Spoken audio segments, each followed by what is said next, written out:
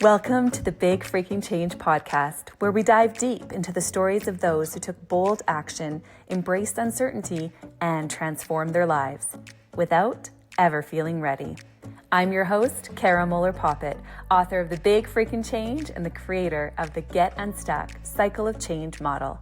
Each week, we'll sit down with remarkable individuals who have taken bold steps in their lives, personally and professionally, to make meaningful change. Whether you're seeking a career shift, personal growth, or a boost in confidence, our goal is to inspire you to stop waiting and start taking action.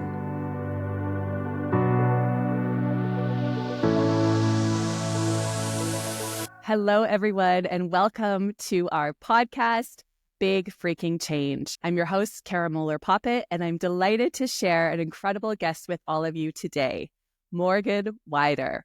Morgan is a wardrobe specialist and speaker. I must tell you that she's given me quite a few tips too. She advises executives and entrepreneurs and college students on how to build wardrobes that convey confidence and competence.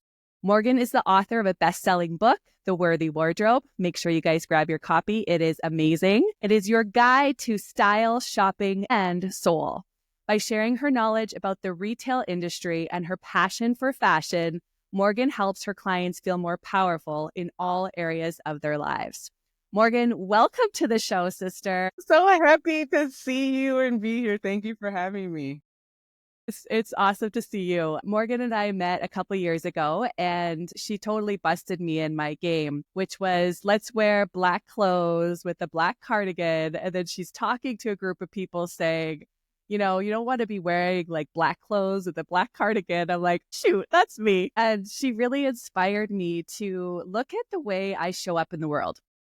And so today's conversation, we're talking about making big freaking changes. And Morgan, I'm going to dive into some of your personal changes. But to start for our listeners, I know physical appearance is so important for all of us. And you really shared a different insight with me about how you show up. I always knew this, how you show up is what shows up for you, but you really take it down to no. Like you show up not just to be noticed differently, but to feel differently and really to feel worthy. So can you go deeper into your concept of what you do and how you help people? Yes, I'm so happy to be here. I didn't mean to bust your bubble, friend, those years ago. It's for me, and I want to say I am not anti-wearing black. I just feel like a lot of times women hide behind black, or they think that that's the easy default thing. And the root of that I found is a lot of women don't believe that they are worthy of being seen.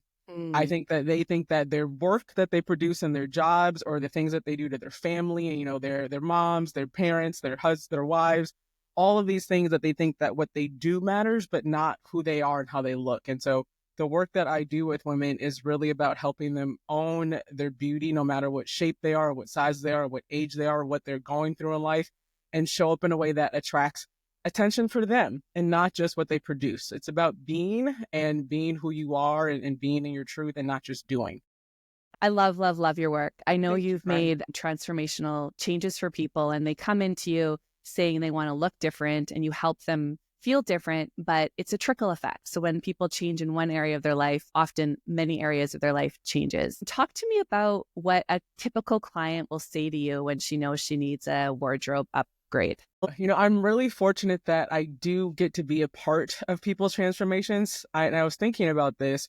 I'm usually the person that they come to either at the end of a big change. Like a lot of women have hired me post-divorce and they're about to start a new chapter, whether that's personally getting back out, dating, or just a new chapter in their life. I've also helped women start a transition. I worked with a client who was a American size 32, and she had a lot of weight on her, and she had used that weight to hide behind or to protect herself from sexual abuse when she was a child. And when she hired me, she said that she was ready to stop hiding, ready to get more visible, and us building a wardrobe that worked for her size motivated her to then make other changes in her life health-wise, that now she felt kind of like, if I know I can look good in this size, then what would happen if I make different changes? And I've experienced that in my own self. So I'm really fortunate that women in all different areas of their life and points in their life trust me to help push that change even more. Does that answer your question? Yes, yes. I love that people feel safe with you and feel seen. That's one thing when I met you. I felt like we were going to be soul sisters Yeah, one of my because, core values is intimacy. And for yeah, me, I think of it as like I tell people, I've seen just as many women in their undergarments or naked, like as an OBGYN, like there's an intimacy there about how yeah. you show up in your body and how you feel about yourself. And I truly believe my beloved pastor, Dr. Barbara Lewis King, used to always say, as within, as without. So how you believe and what you think about yourself internally is always reflected in how you dress and how you invest in yourself and spend that time in the morning honoring your body and yourself with your clothes. One of the concepts in the cycle of change model in the book is invest in yourself. And I say resting is investing and And pouring into yourself and showing up differently and really understanding that we are the most valuable resource in our lives. And we are the most common denominator in all aspects of our lives. And so I think as women specifically, we forget that message. We are caregivers, we are nurturers, we're putting on all these hats. And I think sometimes slowing down and pausing and looking at ourselves, feeling vulnerable, feeling seen, and really seeing ourselves. Like sometimes I take a moment when I'm brushing my teeth in the morning and I like look at my eyes and I usually try to say something positive to myself. Like instead of like, oh my gosh, I'm so tired, I'm like, Cara, today is going to be a great day. You're going to have great energy. And this morning I woke up feeling like I kind of got a bit of a cold, but I'll tell you what happens in that 20 seconds of contact is I connect back to myself. yeah, And you see yourself in a different light. And it's like when you can see yourself, then I believe you let other people see you. absolutely. Absolutely, And Frank. I love your work because of that. Thank you. And even I tell women when it comes to our bodies, right? Like I became aware that I'm in perimenopause at 41. My body has doing all kinds of things. It's a body that I don't know. Folks who have given birth to babies, it's a new body. And oftentimes our bodies are a hang up for us. So in my work with clients, I have women stand in the mirror, ideally naked, zone in on, put their eyes on the body part that they may not love, because it's so easy to just kind of not look at yourself on a given day and recite the Hawaiian Ho'opono prayer, which is, I'm sorry, please forgive me, I thank you, I love you. And say that over and over and over to yourself, because you have to forgive yourself for the way that you might have hidden, ignored yourself, talked about your body, and remind yourself that you love you, and therefore you can attract the love and attention and opportunities that you deserve. That's beautiful. I love that so much, Morgan. When we're talking about big freaking changes, I know you made a big change yourself recently. I'd love for you to share what that change was and also kind of what came up for you in your mindset well as you were stepping into that change. My life has been, I think like everyone's lives, like big changes mark different chapters and different identities. And I recently became a stepmom at the same time that I was going through perimenopause. And I had lived alone and been on my own for 40 years and my body had looked one way. I had been able to live my life another way. And my wardrobe changed and who I was changed. And so it really took me practicing what I preach of loving my body, of figuring out, okay, how do I want to look at drop off and pick up at school? What is it like? What is the comfort mom thing? Because most of my life was either, out on the couch or going out dating, and now I'm not. So like it was a big thing for me. And it really, I joke that even though I didn't go through labor and have a baby, my body still caught me on the perimenopause. And it's very to talk about honoring yourself and your life changes. And so like for me, when my wardrobe used to be a lot of structure and leather, I now invest in really cute loungewear sets that make me look good when I am going to do pickup. And I think it's intentionally honoring where you are right now and not forcing yourself to wear things that no longer match your lifestyle or your shape or your size. That's so powerful. In my book, I talk about the physical changes that women go through after they have babies. And it's this crazy concept that we grow a human being in our body completely changes. And then we have this expectation that we should go back to who we were. Snap back. And we put that pressure on ourselves, and society puts that pressure, and like your body physically grew a human. I think sometimes I remember after having my third child feeling like I had such great body satisfaction, even though my body didn't look as good as it used to. But I was like, Not as wow, good, just different. It's different. just different, Thank you. different, Yeah. different. Thanks Yeah, for correcting me. different. Yeah, Different. But I was like, wow, like I grew like 3 humans in my body and they came out of me. Like that's a gift. And so you notice your body differently and you appreciate your body differently. totally. But it's hard mentally to accept. Can you speak a little bit to that? Like when women are making transformations, let's say they gained weight or lost weight, mentally, there's a huge shift in that. It is a huge shift of seeing yourself different. Like when you look in the mirror, I'm an example of this right now. I'm expecting to see the woman I was 2 years ago. I'm expecting to see the body that I had 2 years ago. And it really takes self-awareness and honesty and looking at yourself and saying, here's where I am right now. Me bashing myself doesn't change anything. I lived this before. Me walking into a closet of clothes that no longer fit make me start my day feeling horrible about myself. So I really have no motivation to change because I'm already feeling defeated, and then nothing really changes. So I talk to women about acknowledging where you are right now. Let's then figure out the tools, whether it's learning how to dress a different size, finding clothes that flatter your shape in a different way. Doing those things will really help you love who you are right now, because you don't want to go back to the past, right? Like you, Cara, the body that you had pre-3 kids was a different woman who didn't live this life and have these miracle of 3 children. So like we're associating our bodies with different from who we are, and they come and what our life is, and they are one and the same. Our bodies, all of us right now have survived a global pandemic. So whether you still have those pandemic pounds, you are still alive. Like honor that, right? And I think that there's a big conversation that needs to be had about your body's being more than just something that you put clothes on. Yeah, that's so good.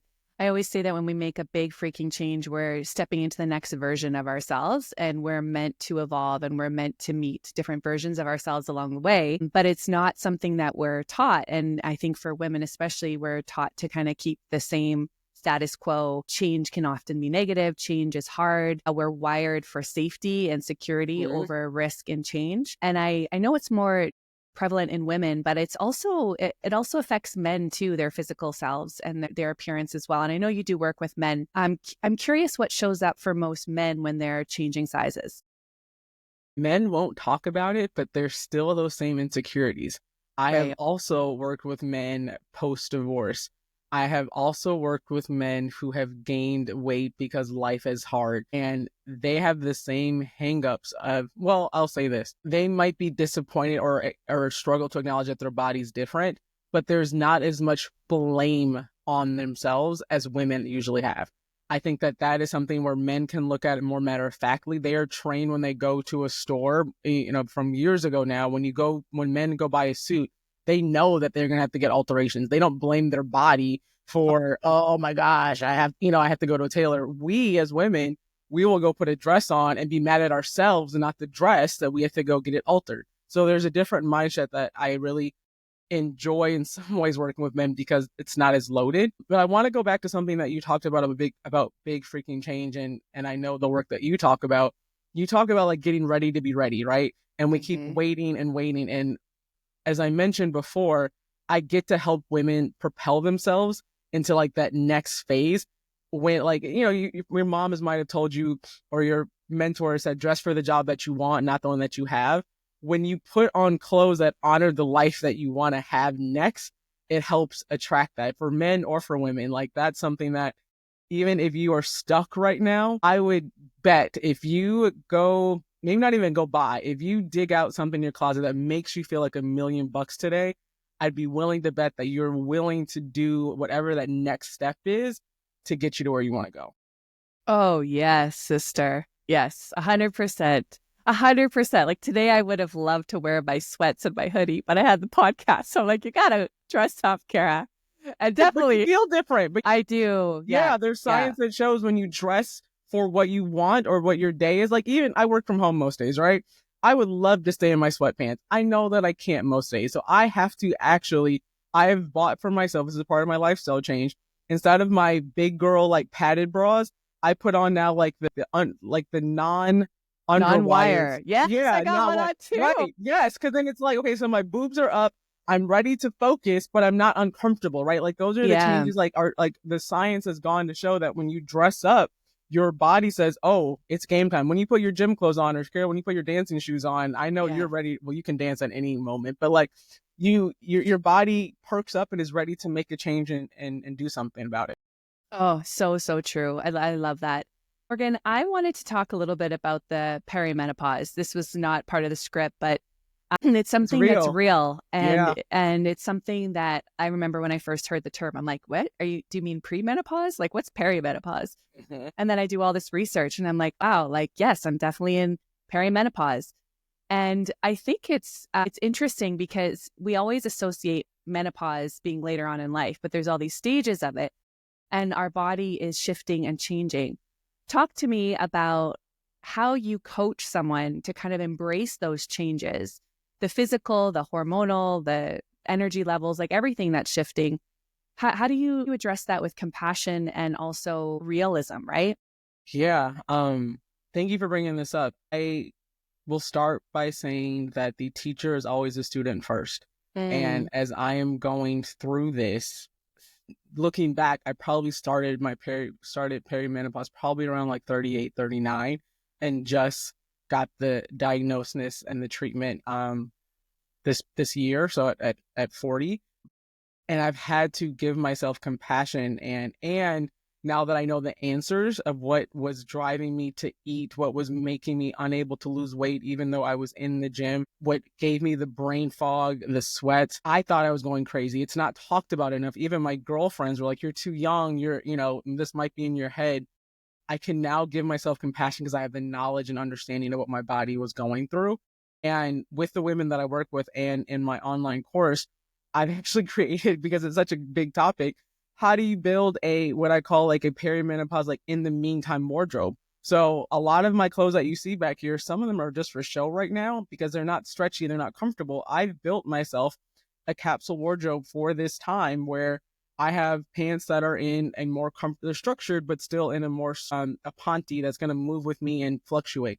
My blazers are now a little bit oversized. The boyfriend trend I'm leaning mm, into because it's giving me more space. I am often wearing fabrics that are not hot, like not wool or cashmere right now because I might be sweating. Like all of these things, when I work with clients, we have to talk about where you are in life so that your wardrobe can match where you need to be.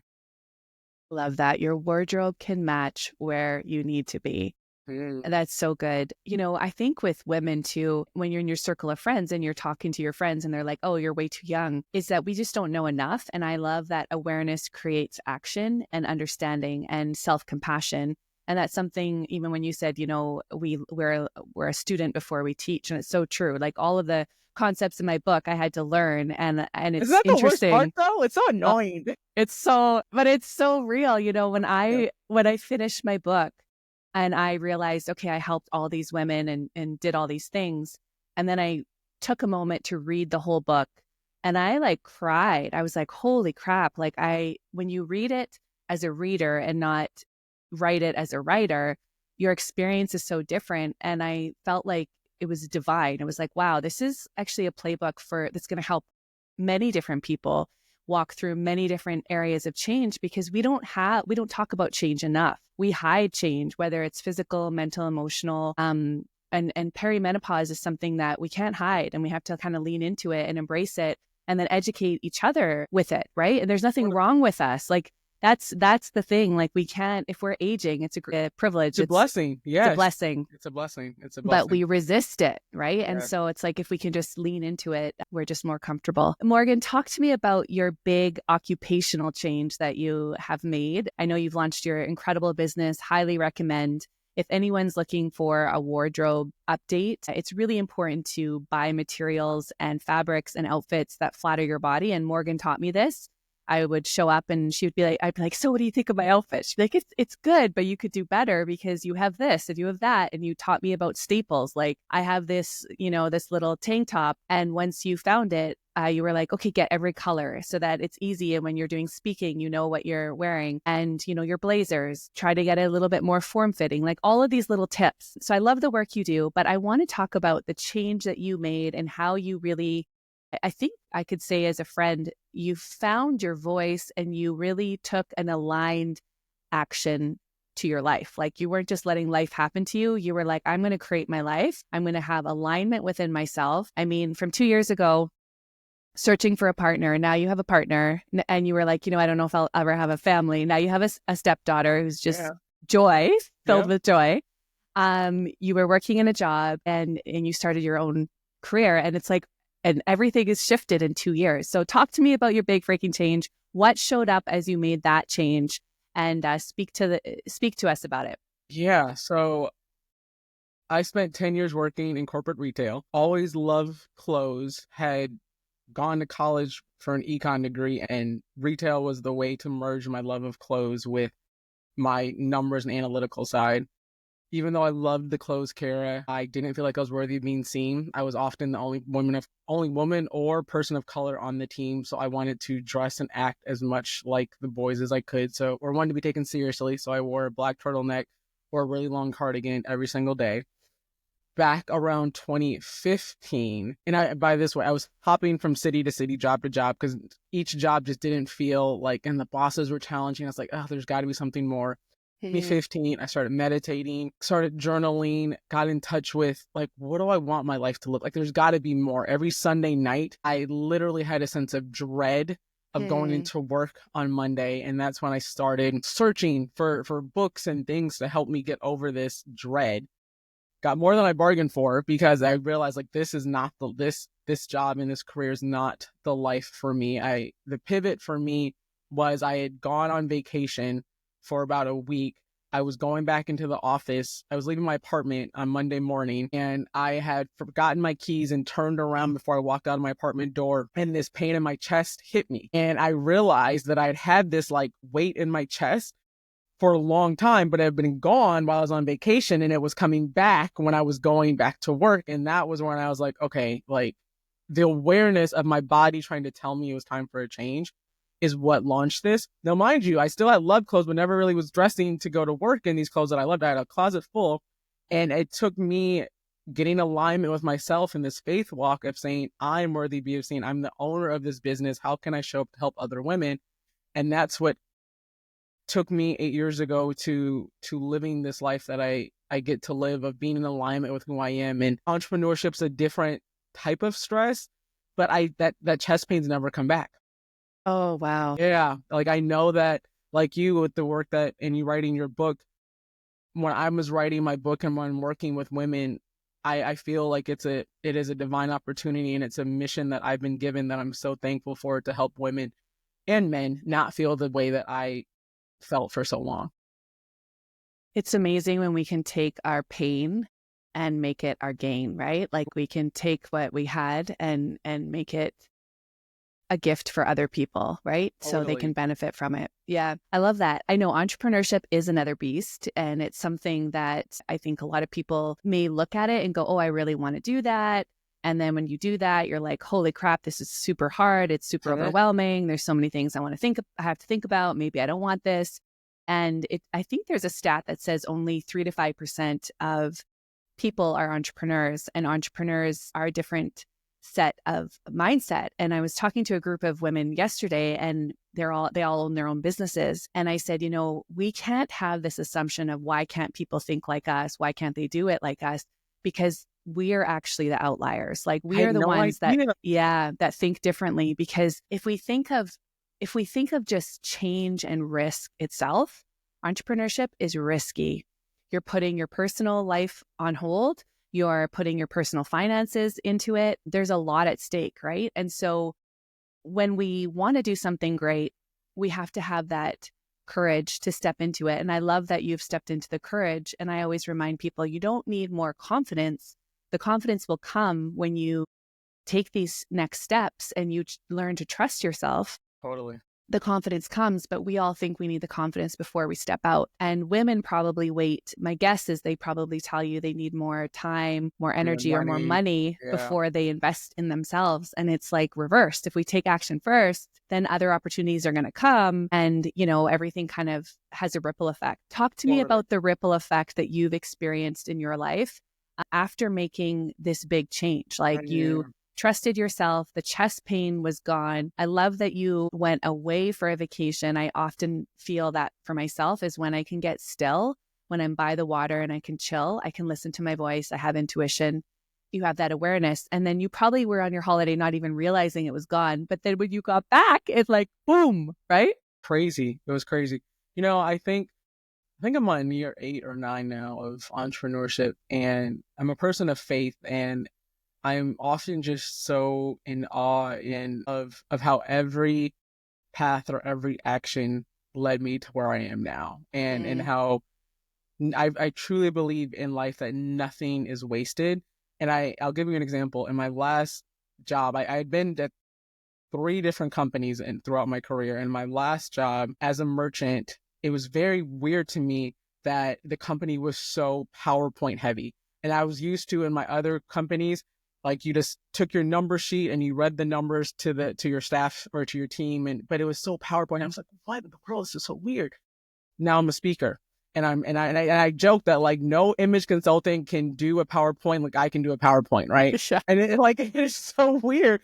But in that, I truly believe like me becoming a speaker was even almost accidental, because I knew, because of my faith walk, that the work I wanted to do with helping women dress themselves was I wanted to work with everyday women. I went to where everyday women were. I went to small real estate agencies. I would beg them to let me do a workshop. And then that led to speaking, that led to the book. And so, Cara, your point about just taking one small action can have a huge, I am the living product of a ripple effect. And to take this back to close a little bit, I truly believe that you never know when your next opportunity is going to come, and what you're wearing can sometimes change your life. Like I really believe that if you show up in a way that you feel good, or if you are wearing, like Cara has on, a magenta blazer right now, when you walk into a room and you attract someone who says, oh my gosh, I love your magenta blazer, that pink looks great on you, and come to find out that they could be the founder for your business idea. Like the power of clothes and getting dressed really has a huge impact on opportunities and who you attract into your life and what you feel capable of doing. Yes. You know, I love my grandma Poochie. She's passed on, but she always told me that it's always in hindsight where we can look back and make sense of our life. And through hardships, we don't understand it while we're going through it. But in hindsight, we can realize like there's all these stones, right, that lead us to our path. Absolutely.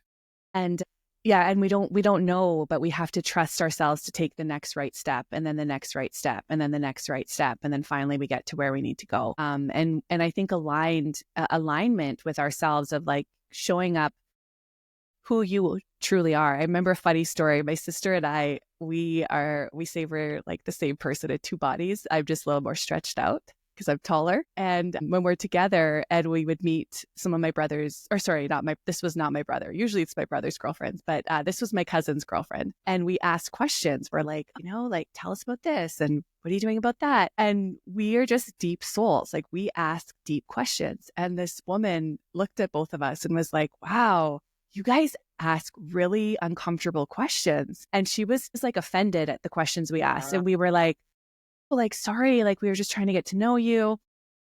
And then my brother probably chimed in at that time, was like, yeah, see, I told you I had to live with this my whole life. And so the reason why I'm sharing this story is you can either be insecure about how you show up and the questions you ask. And then I'm on podcasts and I'm hosting my own podcast, and people will say, oh my gosh, you asked the best questions. I love the quality of the questions you ask. And it's like sometimes you just don't realize your super strength until you're in a different environment where you can really shine and you can be of service. Totally. Talk to me about your superpowers, Morgan, and how you use them to really serve other people. That's a great question. One, I don't know if this is going to answer your question, but I remember probably around the age of 7 or 8 on a field trip, I had this notebook I always carried with me, and I was drawing dresses in it. And I ended up going to college thinking I wanted to be a lawyer, and then ended up in retail. So like those little stepping stones of like my love for things and your love for questions and curiosity take you there. I will say another one of my superpowers, similar to yours, Cara, which is why I think we're friends, is if yours is curiosity, mine is seeing. Like I love people. I want to see people. I want to, again, going back to my core value of intimacy, like I want to get to know who you really are. And then when it comes to my work, the more I know and can feel and hone in on your essence and your superpower, then I can help you dress in a way that really aligns your image with yourself. And then I believe that that impacts your income and all of those things. I love getting to know people. Like I love when people share. I'm so thankful in my work and in my course and my online community, the power of vulnerability, like us having this conversation and me mentioning perimenopause. And I hope those who hear this are hearing like, I'm not alone. Let me go get resources and help. Those are the things that we're so used to hiding, the tough things, the ugly things, or the big changes. But those are the things that help other people. Those are the things that you are, I believe, on this earth to talk about, to help other people. 100%. And when we are vulnerable, we connect on a deeper level. We help other people feel seen, heard, loved, appreciated, and gives them permission to show up as they are. And it's this huge ripple effect, but Absolutely. it takes brave souls to open the conversation or tell me, girl, you got to get out of your black pants, your black tight pants and your black cardigan. But I'll tell you, when I showed up to our course that I was wearing different clothes, I felt different. I was like, You yeah, feel actually, different. this You really perform good. different. You Yeah. do. Yeah. My dance steps were the next level that day, right, Morgan? They're always amazing. As a non-dancer, Cara, your dance steps put me in awe. So yes. It's so fun. I love that. Morgan, talk to me a little bit about the concept of confidence. Like you're making women feel worthy, which I believe really transpires into confidence in other areas of their life. So they take the step, they invest in themselves, they show up differently in life, they understand they're worthy, they're looking good, they're feeling better. And I believe you're helping women and men to develop their confidence. Talk to me about what you notice with confidence when you're helping people with how they show up. I'm going to answer this in the form of a story, but the first thing I want to say is there's a client of mine that shifted me into this deeper work. And she was this gorgeous woman. She had just had 2 babies. She was just flawless, and I was so excited to work with her. And when I was like, she's going to be easy. She's a US standard size 6, flawless skin, gorgeous hair, pulled all these fun items for her as she was getting ready to go back into the workplace. And she hated all of them. And Cara, it was one of the hardest shopping experiences of my life because I was like, am I wrong? Like, what? Like, I know my stuff. Like, what is this? And I remember her looking in the mirror in one of this gorgeous dress. It was orange, this color orange, and she looked stunning. And she didn't like it. And I realized it wasn't she didn't like the dress. It was like she didn't like herself. And I realized if someone else, if anyone doesn't know that they're worthy of being seen, then my job is impossible. And so I say that to say, I hope that me working with women, the first foundational parts of, I hope that you come to me knowing that you're worthy of being seen and that you just need the tools to help amplify that worthiness. It's not my job or anyone else's job to tell you you're worthy because you're not, like, you have to believe it for yourself. I think that's really important, that worthiness and confidence are an inside job. They come as a byproduct of you taking action. Yes. And being true to who you are and loving yourself. It's hard work. I'm so thankful that I get to help women on the journey. And yes, getting in the clothes and seeing yourself can help you say, oh, like it reflects back. But there has to be some seed of love and worthiness and confidence in yourself that you can help grow. I hope that answers your question, but it's just really important for me to remind women that even if you don't think that seed is there, it really is. And you have to do whatever your soul needs to nurture that. If it's starting a business, if it's starting the podcast, if it's even as simple as buying new bras and new panties and new pajamas, right? Like whatever that one little thing can do to help you grow your sense of worthiness. I love that. Morgan, talk to me about how you define courage. Courage to me is taking aligned action, even if it doesn't quote unquote make sense externally to anyone else, it is doing the thing that you know your soul needs to do, no matter how it might disrupt your current life, or no matter someone else's expectations of you, or no matter what society thinks you should be doing. Being courageous enough to do what feeds your soul and in my case, removes that weight off my chest. That's what courage is to me. And I think it's not always the big stuff, but it is the little things. It is, I try to live quote unquote a courageous life every day by like listening to my intuition with small stuff. If I'm going to go pick up my kid from school, there's a million different routes. I'll kind of listen and say, should I turn right or left here? Like I build the muscle of building my intuition on the small things so that when I need courage for the big things, that voice isn't a stranger to me. I hope that makes sense. I love that. That voice isn't a stranger to me. Yeah, that's powerful. Work on the little things so that it shows up in the big decisions. Morgan, I hope that listeners, if they're feeling, man, I need to update my wardrobe, I would love for them to be able to find you. I know you have a course coming up. Can you speak a little bit to that? Well, this course, I am so excited about, Cara, because I work one-on-one with clients and there's only one of me and there's not a lot of time to be able to work with all the people that I want to work with. So I created this online course called Style, Shopping, and Soul that will be running all of the time. It is 6 weeks that you can join whenever you feel called to join. There are 6 weeks of modules that are, I call it the style stuff, like how to clean out your closet, but also the soul stuff. Like let's unpack the baggage of why you are carrying the things that you're carrying in your closet. And throughout those 6 weeks, you'll have videos and modules that really encourage you to go deep. And then you'll also have access to me every Saturday morning at 10 a.m. Eastern time to come from I'll be in my closet, you come from your closet, and we talk about your style challenges. And it's been this beautiful community of women who have shared stories. There's a client of mine in the course who was scared to wear her mother's beautiful suits. Her mother had passed away the year before, and they were these gorgeous suits and she didn't know what to do with them. And she's posting pictures in the community of her wearing her mom's suits and embodying this and as a way of grieving. And I'm so thankful that I get to work. But that's one of the examples. And there's also one-on-one client work that I do with people all over the world as well. And I speak to companies and corporations and associations about the power of executive presence too. Amazing. And where can everyone find you, Morgan? You can find me at morganwider.com. Perfect. We're going to add all that to the show notes too. So friends, grab her book, check out her course. If you need one-on-one coaching too, highly recommend. It's the best investment. It will pay off tremendously.